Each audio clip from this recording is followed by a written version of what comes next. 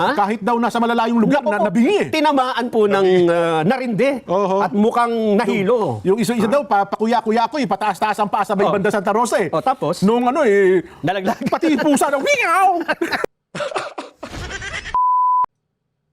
Kumusta ho kayo lahat dyan mga kababayan? Welcome back sa PH Update. Muli ho tayong nagbabalik sa panibagong reaction video. Dito sa video na to, pag-usapan ho natin ng mga punto de vista nitong si Sir Nelson at nitong si Sir Jed. Kaugnay ho doon sa nabulgar sa Senado sa pakikipag-usap nitong si Dan Fernandez at nitong si Atras Abante dito kay Police Colonel Hector Grijaldo. Pero bago ho yan, isang like at isang subscribe. Masaya na ho tayo dyan at sa mga gusto sumahal sa ating community, i-click nyo lang ho yung join button sa baba. Eto na ho mga kababayan, wala ho tayong madayang pag-uusapan dito.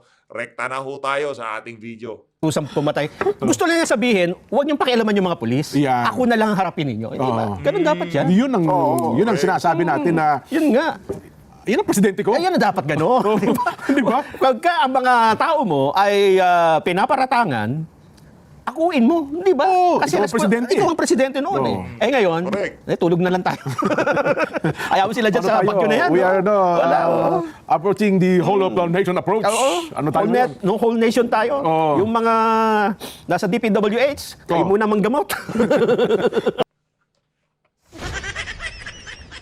Pagka pala wala itong si Kong Dante, hindi yun nila kasama itong si... pagka itong dalawa na to, hindi ko kasama si Kong Dante, matindi ho sila kung bumalagbag. Ganun ho talaga, literal, ganun ang nangyayari sa administrasyon nitong si Marcos Jr. Wala ho tayong, hindi ho natin nakita yung pagmamahal na pinakita ni Tatay Digong noong panahon niya dito sa administrasyon na to. Kaya kung ikukumpara man ng mga kababayan natin itong nagdaang administrasyon kay Tatay Digong at dito sa administrasyon na to, hindi ho natin sila masisisi. Ay, nako. Talaga naman. So, yun ang medyo mabigat. Kasi mako-compare eh. Totoo. Na-compare nung mga nanood kahapon, anong klaseng presidente ang Pangulong Duterte at anong klaseng presidente ang Pangulo ngayon. Di ba? Hindi natin maalis eh. Hindi natin po pwedeng bawalan ng tao na mag-compare. Di ba? Kasi sila ang nakakaramdam at sila nakakakita. At kapag sinabi ba, mas okay ito, ay antay ganito ka siguro. Hindi ba sa ito itong kabila? Hindi, antay kasi ganito. Hindi po antay at saka pro pinag-uusapan dito. Kundi ano yung realidad. Yun. Yun lang po ang sinasabi natin sa palatuntunan ito doon sa ating mga kababayan. Well, sana kung ang iba nasasaktan kasi kung ano man ang kanila mga damdamin ukol sa bagay nito, pasensya na po kayo.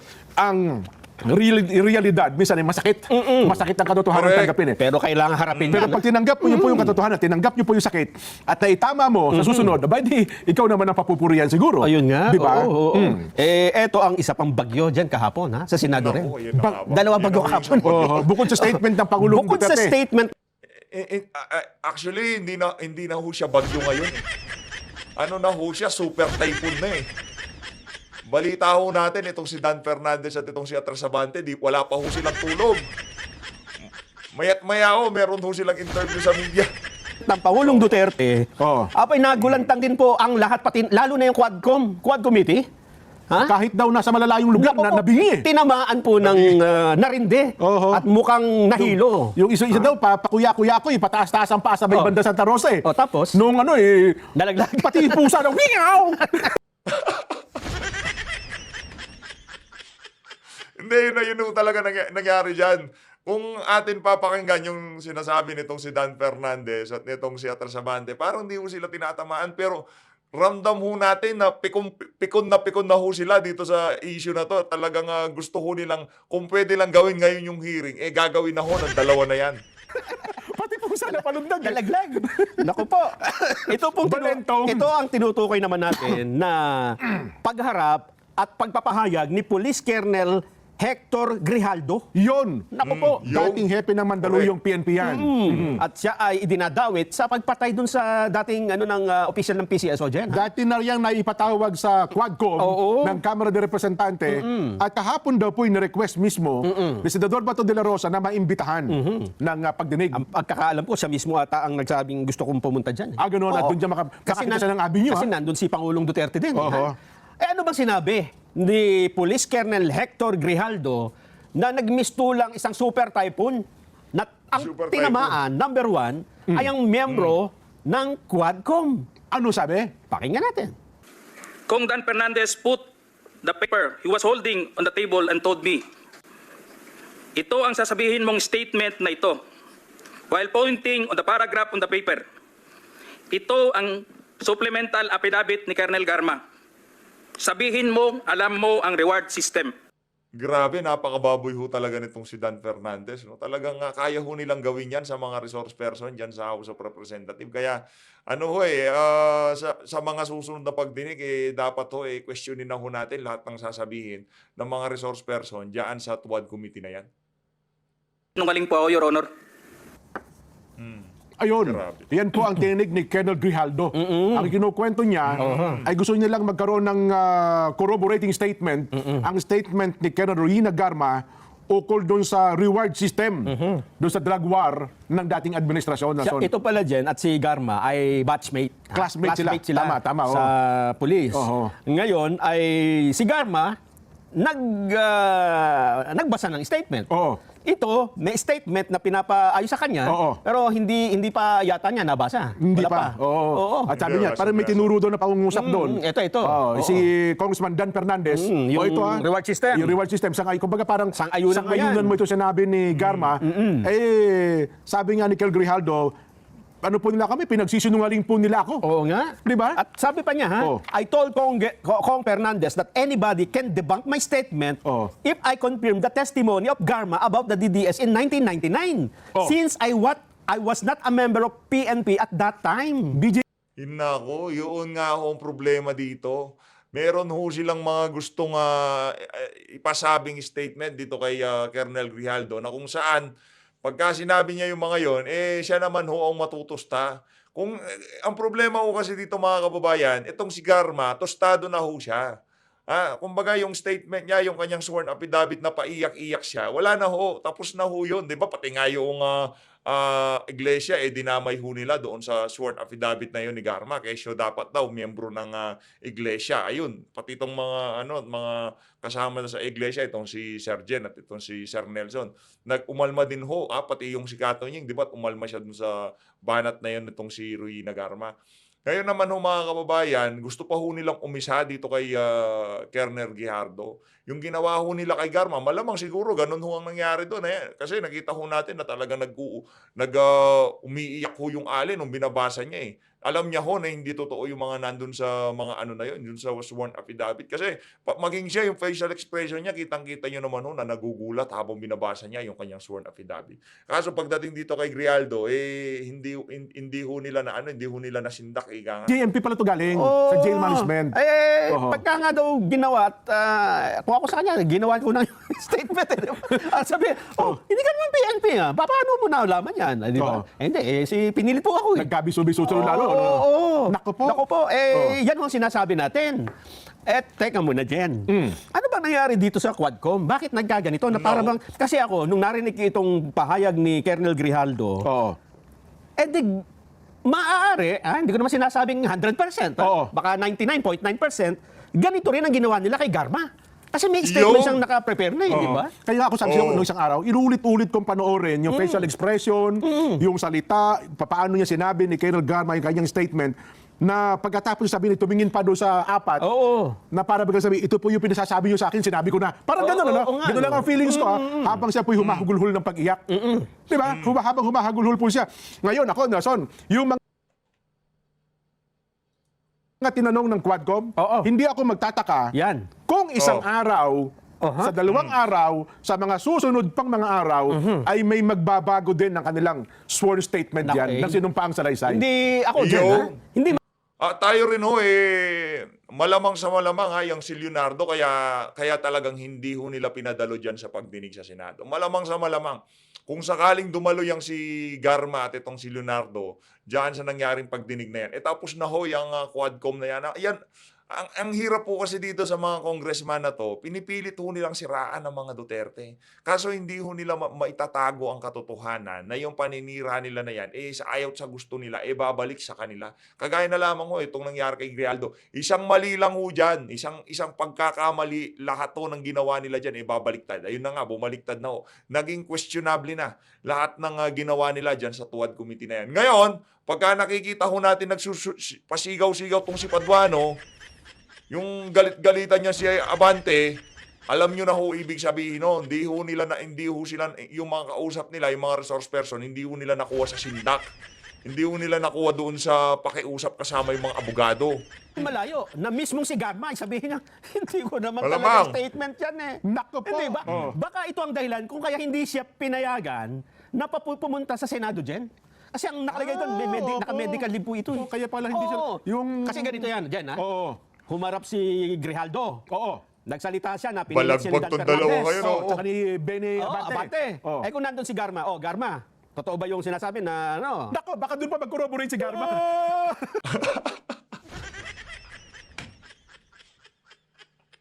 Sa tingin natin, pinigilan ho talaga. Itinago ho nila si Garma, tinago talaga.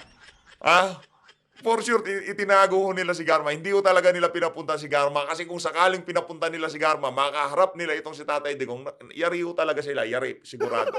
Mabuti po nandito kayo. Dito na lang ako itago, di ba? Ito ho, sa mga opisyalis po at mga miyembro ng Quadcom. Alam mo, Nelson, ito napansin lang natin. Oo. Hindi lang pala droga at alak ang nakalalasing. Paano mo nasabi? Yan ako.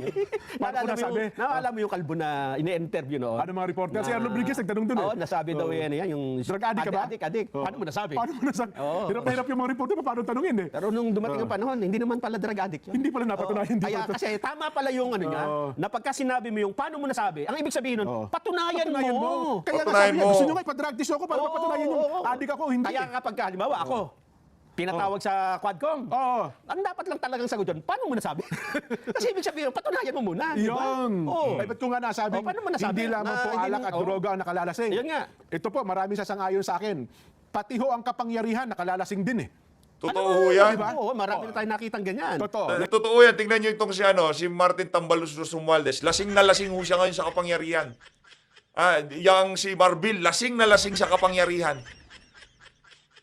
Yang si Marcos Jr., lahat ho sila dyan sa Tuwad Committee, lasing na lasing ho sila sa kapangyarihan. Yung tipong akala nila, lahat na lang kaya nila. Lahat na lang pwede nilang baliktarin. Lahat na lang pwede nilang bilhin. Lahat na lang pwede nilang pagsalitain laban dito sa mga Duterte na to. Ganun ang dating ngayon. Lahat na lang kaya nilang yung tipong pagka sinabi nila yung isang bagay, yun dapat ang paniwalaan ng sambayan ng Pilipino. Ganyan ho ngayon itong administrasyon na to. Ay, naniniwala ba sila ng ating kababayan? Noong araw dyan, ano lang ha, kakwentuhan mo lang. Simpleng mamamayan. Oo. Nung Nung naging presidente ng TODA, akala mo kung sino. ayaw na mapakalupa. Ayun na Ayaw nga. na maputikan. Oo. Hindi ganun. Ay, itong mga opisyales at mga miyembro ng Quadcom. Oo. Mamaya po, isa-isahin natin. Sino bang, Naku. oo nga, ano? Diba? Tingnan natin kung bakit nga ba sila nagkaganito. Ako sa tingin lang nung iba, at batay nga doon sa sumulat at nag-text pa sa atin, Nelson eh. Oo. Sabi niya, Jen, Nelson, napansin niyo ba ang mga opisyalis at mga miyembro ng Quadcom para na silang nalasing sa kapangyarihan? Guys, Naku. tingin ko ba? Dapat tangutan ba? Oo nga, no? Parang, totoo nga. Kasi lahat na halos ng nakikita nilang magiging panta sa anumang plano nila, Oo. pinipitik nila dyan. Yun na nga. Mabuti na. Oo, nakapag hindi ka sumunod sa kanila, ikukontempt kita, Oo nga. ipakukulong kita dyan. Correct, Masyado. correct. Oo nga, masyado. Sumagot ka, yes or no? Sumobra. Pag sinabi mo naman ng yes po, hindi, no dapat ang sagot mo.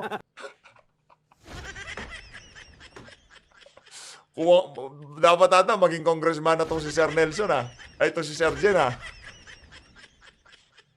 Ganon na ganon ho yung style ni Paduano, di ba? Ano yes? No, ang sagot mo. Ano? Di ba? Napansin pala nila yan. Oo. Ayun ho, ito sulat lang sa atin, saka iba, mga text message. Sapagkat naobserbahan nila yan, yung mga opisyalis nila paruhaan yan nalasing sa kapangyarihan, nakalimutan nila, representante sila ng taong bayan. Oo Kaya nga. sila nandyan. Oo. Di ba? Yan po sinasabi. May bantakin nyo, doon sa statement ni Garma, isang organisasyon, wala namang pakialam sa inyo. Tahimik na tahimik. Sasama mo. Isasangkot mo doon sa usapin na yan. Alam naman, hindi nila alam yun. Oh, di ba? Oo. Sasabihin ng isang representante, hindi ho namin alam yan. Ha? Sworn statement ilang araw bago pabasahin ni Garma. Yung Correct. kanyang sworn statement. Hawak nyo na, may kopya na kayo. Kaya nga alam nyo kung nagsisinungaling, hindi nagsisinungaling eh. Kaya yung isang organisasyon na tahimik, Idadawit yun dyan. idadawit nyo, wala namang kinalaman dyan. Di ba? Oo nga. Paano ito ngayon? Kami huy kasapi ng organisasyon na yun. Paano ngayon kung kami nagsasalita din ngayon? Oo. Isa-isahin ko halimbawa. Kung isa-isahin namin kayo, ha? Oo. At kung ito ba dyan, ha? Oo. Napansin mo ba sa hearing ng Quadcom? Kung anong mga suot nilang relo ngayon? Ay, nako, biglang naging tagda 500 piso. 500 piso. Nagpalitan ng relo kasi nasisitan ng mga nakakaraan eh. Totoo. Ang problema, Jen, may mga naunang video na. na noong mga una, limba, SONA. Oh. Alam ko may compilation tayo ng mga pictures na yun. Meron. Yung mga unang Meron. hearing ninyo, Oh. kitang-kita kung anong suot ninyong mga relo. Hindi ba? Makakita ka ng relo dyan na Patek Philippe. Ano ba yung, kasi ako hindi ako masyadong, ano ba yan? Yung Richard Mille, Patek Philippe, pare ko, 5 million. Akala ko, pilik mata. Pilik mata. Oh, meron pala ka Patek Richard Philippe. Mille. Oh. Yung mga Rolex na minsan hindi lang basta pangkariwang Rolex. Ano ha? At talaga doon, dinidisplay talaga nila.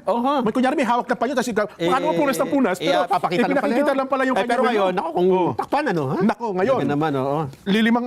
Lilimang daang piso ang minsan buy one take one pa. Binili Minsan sa nga, digital pa yung dala-dalang relo. Talaga naman, no? Sa sobrang kahihiyan, matapos na ito po ay, bayaan niyo po.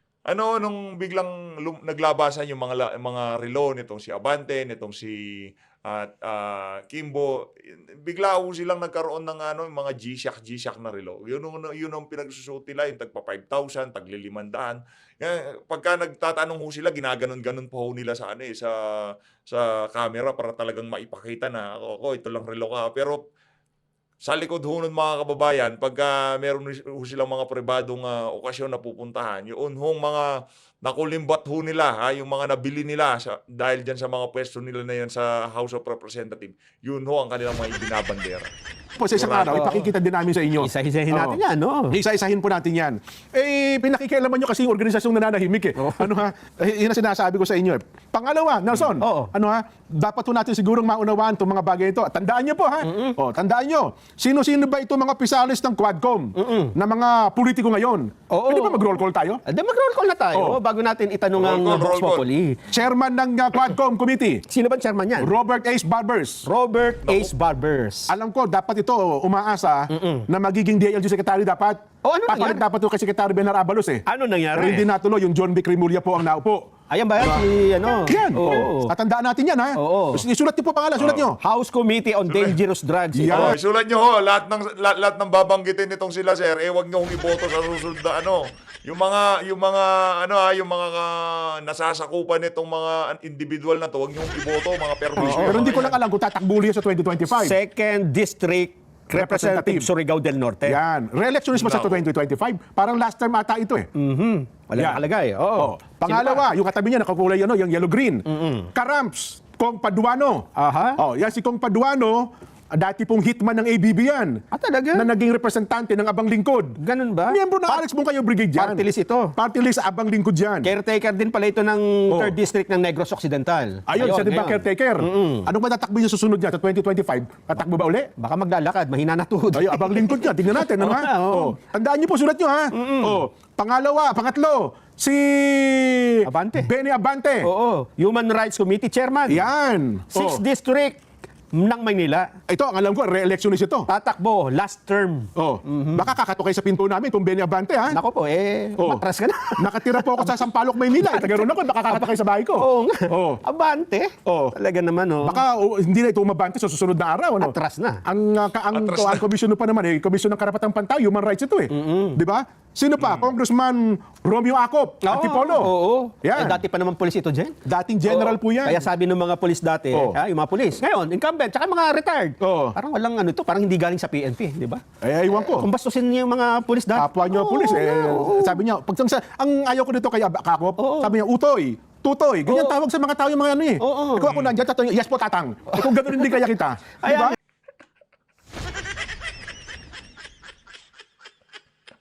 Pagka kasama ho pala nila yung si Condante, medyo behave yan dalawa na yan. Pero pagka hindi na ho nila kasama, naku, ibang klase ho palang bumalagbag itong si Sergeant at Nelson. Yes po, impo. Ang tawag mo sa utoy, huwag ka magsisinungaling. Ano bang basta utoy? Inimbitahan mo ako rito, resource person ako. Ang tawag mo sa akin, utoy? Mukhang nalasing na nga dyan sa kapangyarihan. Di ba kung titingnan mo yung asta nila sa hearing, hindi na nga normal di ba? Totoo. Hindi na normal na tao. Tatandaan ko namin yung pangalan mo. Tatakbo ba si Romeo Acop? Wala. Antipolo ito eh. Hindi ko alam eh. Hindi natin alam. Panglima, Dan Fernandez ng Santa Rosa, Laguna. Naku, yan ang tatakbong pinakamatindi. gobernador ng Laguna ito. Ito yung lagi Gobernador nagpapapungay ng mata. Kay Piling guwapo kay Cassie. Cassandra Ong. Kay Sandra Ong. Oo. Na akala yata ay mabibingwit si Cassandra Ong. Nelson. May tinitibok na ng puso si Cassandra eh. Yun ang sinasabi ko. Di ba? Naunahan ka na ni Jan sa Bardaga. Oo nga. Ay, kung tanongin sa'yo, sino may sabi? Oo. Di ba? Congressman Dan Fernandez. Ito rin, dati matino tong si Kong Dan Fernandez. No? Nalasing nga sa kapangyarihan. Nasobrahan nga, nasobrahan. Oo, sabi ko sa iyo, ang kapangyarihan Nasobrahan ng nakalasing. hangin dyan. Yes. At ang hangin, buti sana kung pumunta sa tiyan eh. O kaya, Ang problema, pumunta sa ulo ang hangin. hindi na ilabas. Talaga naman, no? Congressman Dan Fernandez, tandaan ko po pangalan nyo. Nakatira lang po ako sa Los Baños, baka ako kumatok sa bahay ko. Ako, taga-Kalamba ako dyan eh. Diyan ako nag-grade 1. Oo. Tatakbo pala kayo gobernador ng Laguna. Ganun ha? pala, tatalapirin ko kayo. Oo. At yung anak mo pala, Oo. plano, ang ipapalit mong representante doon sa iyong distrito. Kayo na ba may-ari na Santa Rosa? Parang ano? Sa Di ba? Santa Rosa ba siya? Santa Rosa, Oo representante nga. ng Santa Rosa. Incumbent nga pala siya. Oo, no? at ngayon ay nagnanais, gusto pa atang tumakbo bilang gobernador ngayon. Akala niya siguro nakakadagdag ng boto yung kanyang ginagawa ngayon sa Quadcom. Eh ngayon po, ewan ko lang, baka malugso lahat ng mga pangarap sa buhay. Di ba? Oo. Sinasabi ko lang, ano ha? Pagka kumatok ka sa Los Baños, sa bahay namin, taga-barangay Malintalan po ako eh. Butante dyan sa Los Baños, Laguna eh. Ganun ba? Sabi mo kayo, dyan kayo sabi mo Sampalo ka. Basta ho. Kanya-kanya. Marami siyang bahay. Marami akong bahay eh. Kailan ba? Meron din siya sa Sambales. Ayun, oo. Di ba? Yun ang sinasabi natin. Tatandaan po natin yan, ha? Yung mga tao na yan. Sino pa? Yun kasi wala yung Speaker Martin Romualdez eh. Dapat ba pagka-Quadcom, kasi malaking makapangyarihan to, nandun dapat yung speaker? Dapat nagpipreside dyan. Siguro, siyempre, nagsusupervise din. Kasi nga, wala nang tataas pa dito. Oo naman. Puro chairman to ng... Kasi first time na tayo nagkaroon ng Quadcom eh. Oo nga. Oo. Asa mo si speaker? Ang huling balita natin, nasa Lao. Nasa Lao. Laos dati, Lao. Baka Lao. Meron natang... Anong sabi, hindi ba niya alam yung ginagawa ng Quadcom ngayon? Ako naman, well, in fairness kay Speaker Martin, ang balita ay mukhang hindi daw niya alam. Ano ha? Kaya ako naman, hindi naniniwala. Magandang araw sa inyong lahat. Paano mabubuo ang Quadcom? Hindi alam. Ang labo naman nun kung di alam nitong si Tambaluslos. Balita na sa lahat ng istasyon sa social media, yung mga kapalpakan nila dyan sa Tuwad Committee, hindi pa ho alam ng mismo. Wala ho talagang kwenta speaker natin kung gano'n. Hindi Speaker, kaya, diba? paano kung sunugin yung camera? Hindi ko rin. Nasa ibang bansa po ako eh. Hindi ko alam na Hindi pa nangyari. pwedeng ganun. Oo. Kaya ang umuupo ngayon dyan at tumitindig Oo. ay itong si Pampanga Congressman Dong Gonzales. Deputy Speaker. Bilang Senior Deputy Speaker. Inaawat nga niya itong mga ito pero nadadamay na siya. No? Nung nakaraan, nung kitang-kita niya na para bagang pilit na pilit magsalita si Garma, humahangos pa halos eh. Halos magkandara pa sa pagpunta doon sa ano. Oo. Nakita ko yung senaryo na yun eh. Oo. Sabi ni Kong Dong, Colonel Garma, kasi napababatuloy ako dito para alamin kayo pa pinilit sa inyong mga statement na yan. Kasi halos hindi kayo na magsalita ng maayos, hagulhul kayo ng hagulhol. Ano ba talaga ang nangyari? Pwede ba ulitin mo yan at maayos ang ngayong... Sasabihin, pinilit. Yun ang sinasabi ko. Talaga na. Talaga naman. Nako po. Ayun na nga mga kababayan, commentary ako kayo dyan sa pagbalagbag na yan, itong si Sir Jen at itong si Sir Nelson. Kaugnay nga ho, dyan sa ginawang kapalpakan na yan ng mga aso ni Tambaluslos dyan sa House of Representatives. Ngayon naman ho mga kababayan, lipat ho tayo dito sa SMNI News. Pakinggan ho natin ang mga punto de vista nitong si Atty. Salvador Panelo, kaugnay ho sa mga development dyan sa pagsasalita nitong si dating Pangulong Rodrigo Duterte sa Senado at yung kay Hector Grijaldo. Ito, pakinggan natin. Siba niya yung mga testigo doon sa war on drugs o laban sa war on drugs si former President Rodrigo Duterte at maging kay pastor na magsampa ng kaso at kung sakali attorney ay tatayo ba ito at maipapanalo nila ito. Number one, what is the business of the Senate President encouraging people to file complaints? That is not your job, Mr. Senate President. Naku, Problema. yari ka ngayon, Chis. Basta kayo nakakakita ng pagkakataon ng publisidad, pumapasok kayo. Hindi mo trabaho yan. Pangalawa, yung mga salita mo na napanood ko sa news, hinuhusgahan mo na si Presidente Duterte. Nag-iimbestiga kayo, pagkatapos sasabihin mo na yung mga sinabi na ron, ay kesyo admission, ganito. Dito pwede yan, abogado ka pa naman. Yan ang aking masasabi dyan. And Pero alam mo, attorney. matagal na na kung meron kayong reklamo sa kanya, alkalde siya, presidente siya, maghain kayo ng demanda ever since, paulit-ulit na. Yung si Dilima, yung senador ang kaibigan mo. Matagal na, kaya binanata siya ni Jinggoy. Tagal mo na eh, hindi ka naman nagpapay. Oh, bakit hindi nagpapay? Kasi hindi totoo. Puro invento nila. Puro nilikha nila yan eh. Puro paninira. Puro politika. Ayan ang nalalaman. Ayan, Senate President, sama na sama yan noon sa mga lakad namin sa biyahe. Nagsisiksik yan kay Presidente Duterte. Ngayon, naging puno lang na ay nako, Inoy. Sabi man, di ka naman para. Ay nako. Anyway, sige na nga. Baka ko nang masabi ko pa sa buwi na yan. Attorney Sal, ano masasabi mo naman sa pahayag ng Quadcom na dapat sampahan ng Department of Justice ng kaso si dating Pangulong Duterte dahil sa naging mga pahayag nito sa Senate hearing, kabilang daw dito ang paghikayat sa Pangulo sa mga kapulisan na lumaban sa kanila, ang kanilang target na suspect at pagkakaroon daw ng death squad. Ng Pangulo noong mayor pa ito ng Davao City. Sinabi din ng Manila Representative Benny Abante na kaibigan mo, and I quote, "When a leader knowingly permits the slaughter of civilians under his watch and when he admits that he bears responsibility, it is an inescapable truth. He is criminally liable," end of quote. This is not a case of semantics or vague responsibility. This is a direct admission from the former president himself by publicly taking full responsibility for the thousands of extrajudicial killings that plague our nation during his term. Duterte has admitted to a level of command responsibility that the law considers criminal, end of quote. Yun ang sabi ng iyong kaibigan na nandyan sa Kamara, Attorney Sal, at sana daw gamitin ng ICC at ng DOJ ang naging pahayag ni former President. Yun ang sabi ng mga kaibigan mo sa Senado, sina Ontiveros, yan, sina Abante. Attorney Sal? Alam mo yung mga yan, hindi kaya nila DOJ magsampa lamang kay dating Presidente Duterte. Ang hikayatin yun, DOJ, mag-file ng kaso sa inyo, dalawa na ni Fernandez. Kasi ang ginawa ninyo kay Colonel Hector Grijalde Jr. ay subornation of perjury. Hinikayat nyo, pinipilit nyo na magsinungaling under oath. O yan, binulgar kayo. Siyempre, tinatanggi nyo. Pero, klarong-klaro eh. O yan, kayo dapat nakasuhan eh. Yung sinasabi nyo kay Presidente Duterte na pag-amin, walang kaso ho. Walang inamin si Duterte na nag-commit siya ng krimen. At saka, even assuming na sinasabi niya, o sige, i-encourage niyo yung mga kriminal. O bakit? Anong krimen doon? Sige nga, ang problema sa inyo, hindi naman kayo mga abogado, nag-aabugaduhan kayo. Hindi yung krimen yun.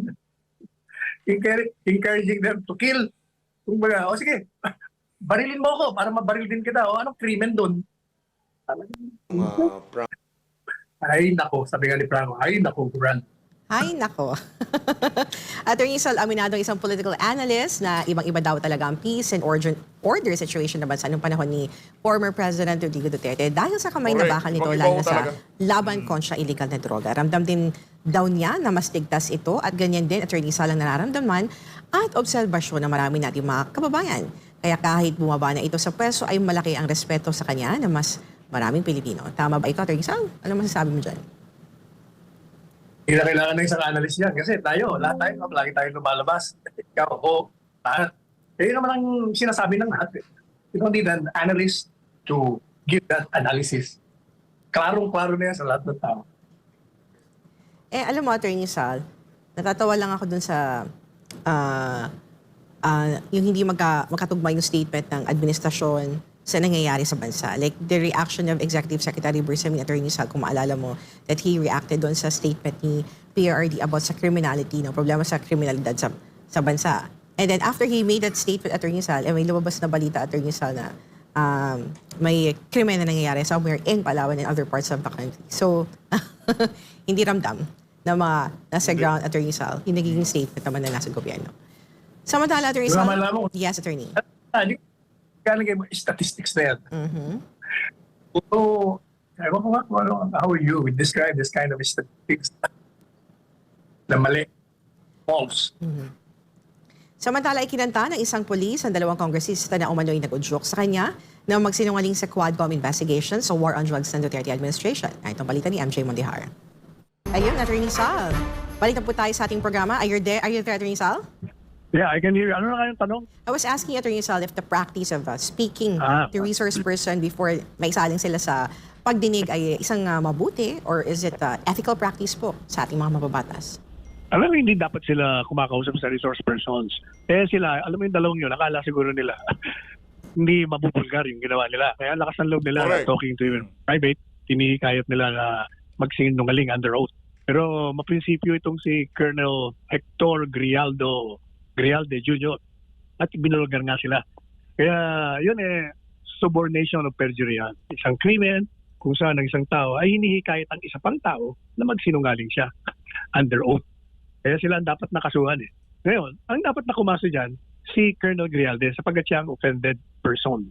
Siya ang dapat mag-file. Kaya yung Integrated Bar of the Philippines, meron silang libreng pag-aabogado doon sa mga taong nangangailangan sa kanila. Kaya tinatawagan natin sila, mag-offer kayo ng inyong free legal services, pati na yung PAO, Public Attorney's Office, para maituwid natin ang mali at para maturuan ng mga miyembro ng Kongreso na hindi maaaring mang-abuso sila ng kanilang kapangyarihan. Hindi rin hindi kailangan ng may Grijalde para masira ang karakter ng proceedings. Mulat sa poll, alam na natin, politika yan. Kahit ang wala yan si Colonel Grijalde dyan, talagang questionable na yung ginagawa nila. Dahil nga politika ang pinairal nila. Ayun. Yun yung dapat magandang practice dyan, Attorney Sal. And anong impression mo naman, Attorney Sal? No? Anong impression ng public sa ganitong ginawa nila? I mean, question ba yung credibility ng yung ginagawa mismo na pagdinig ng Quadcom? Kaya nga nang sinabi ko, you don't need Grijalde to question the credibility of the proceedings. At the very inception, questionable na. Sa kanilang estilo ng pagtatanong, sa kanilang estilo ng panghihiya, sa kanilang estilo ng pagsira sa karapatan ng mga resource persons, questionable na kagad. You don't need a Grijalde to do that for us. At kasi ang iniisip daw ngayon, Attorney Sal, baka naman daw pag-initan si Grijalde kapag humarap na ulit ito sa Quadcom. Dati na nga pinag-iinitan. Lahat naman pinag-iinitan nila. Kaya gawin naman natin pag-initan naman sila ng husgado. Tit for tat, sabi nga.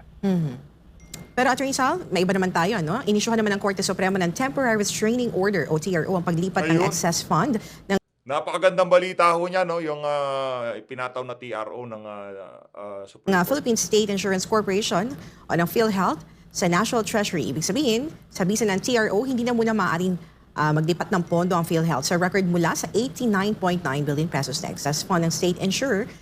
Nasa 60 billion pesos na ang nai-transfer sa National Treasury. Ayon naman sa Korte Suprema. Hindi sa cloud ng TRO ang pondong nailipat na, tataliman naman ng Department of Finance sa kautusan ng Korte Suprema.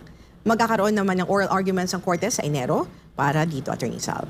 Ang paeg ng Supreme Court, ang spokesperson nito na si Attorney Camille Ting ay pakinggan natin.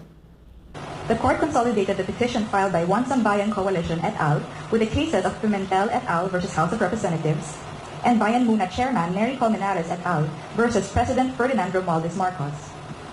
All three petitions challenged the return of excess reserve funds from government-owned and controlled corporations to the National Treasury to fund unprogrammed appropriations.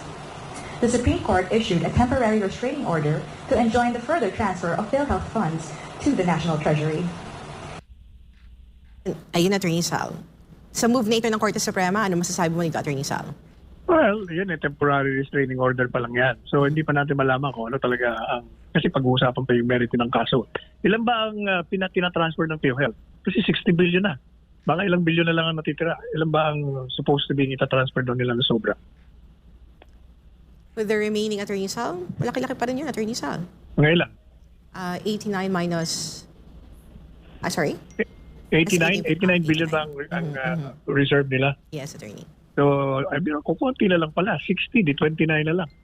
O 39. Then, 29 billion na lang pala ang natitira. Ang hindi nalilipat. Kaya yung nailipat na, hindi mo na hindi mo na ibabalik yun. Nasa National Treasury na. Ang dapat dyan kasi, merong, gaya ng sinabi na natin sa programa natin, itong mga lawmakers natin, sa halip na imbestiga kayo ng imbestiga, yung kitang-kita niyo yung problema doon. Merong reserva ng billion-billion pinagagamit para doon sa mga beneficiaries at ibinabalik dahil nga hindi nagastos. Gumawa kayo ng batas na klarong-klaro na pag merong savings na ganyan, hindi dapat ilipat. Kung merong mga ililipat, merong kayong ceiling para maging klaro. Sa kayo hindi klaro Sabi ng PhilHealth, pwede. Sabi ng Finance Secretary, pwede. Sabi ng mga kumukontra, hindi pwede. Kasi nga, ang batas hindi klaro. Diyan kayo mag-concentrate. That is precisely your job, lawmakers, to craft laws that will either repeal existing laws or revise them, amend them. Yan ang trabaho ninyo. At aabangan natin ang susunod na kabanata by January kung ano mangyayari dun sa kanilang oral arguments. Patungkol naman sa Bagyong Cristina, Attorney Sal, at Ayun na nga mga kababayan, dito na una tatapusin ang ating reaction video. Maraming salamat po sa pag-support sa PH Update. Mag-ingat po kayong lahat. Mahal natin ng Pilipinas.